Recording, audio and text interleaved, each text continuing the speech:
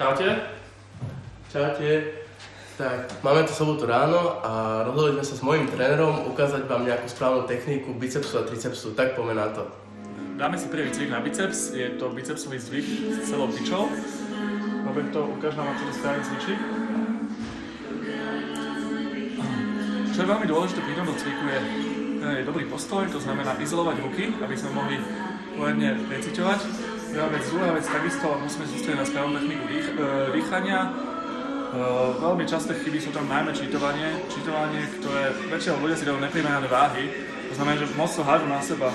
I keď pokročili cvičenci, ktorí sú občas čítujú, ale samozrejme to už je s tými väčšími váhami, tam sa to dá.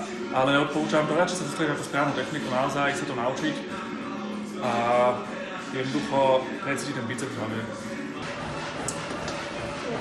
Máme tu druhý cvik, dáme si squatovú lavičku s jednoučkou, Roberto, preved nám to. Veľmi dôležité je plný rozsah pohybu. Správne dýchanie, takisto vysvietý chrbát. Zase by som sa moc neprecenil a nedával ťažšie váhy, takisto aby sme nejak trošku nečitovali pri tom. Lepšie je to určite precítiť, aby ten sval naozaj dostal tú protekciu, ktorú má. Takže máme tu tretí cvik, je to bicepsová kladka v sede. Roberto, prebež nám to.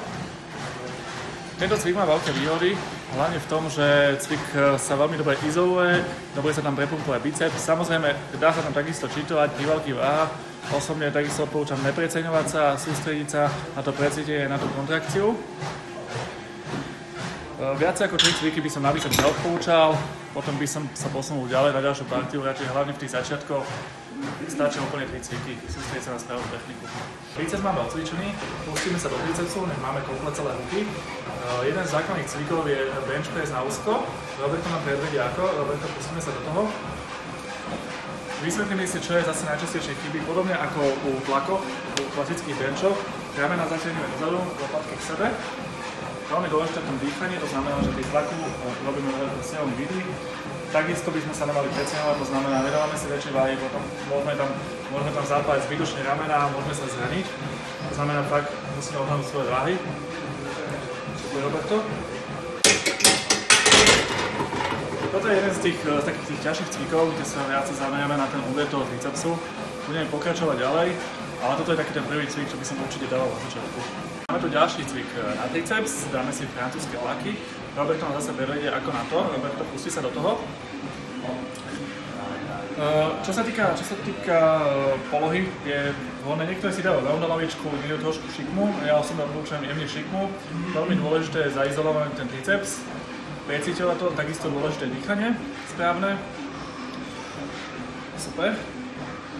Takisto platí to isté pravidlo ako pri všetkých cvikoch, to znamená nepreceňovať sa, nečítovať to zbytočne, aby sa človek nezranil, predsa tie ramená sú tam dosť zaťažené. Je to taký jednoduchší cvik, odporúčal by som ho po tých ťažších cvikoch, ako sú napríklad benche na úzku a podobne. Takže máme tu tretí cvik na triceps, zvolili sme taký jednoduchý na také dopumpovanie. Dáme si trošku lana, Roberto, preveď nám to opäť. Čo je zase dôležité pri tomto cviku, veľa ľudí robí časté chyby, to znamená, že nedoťahuje úplne do konca ten triceps. Radšej si zase dá trošku menšiu váhu, precítiť to viacej, 1-2 sekundy to na konci podržať, aby sme to viacej precítili.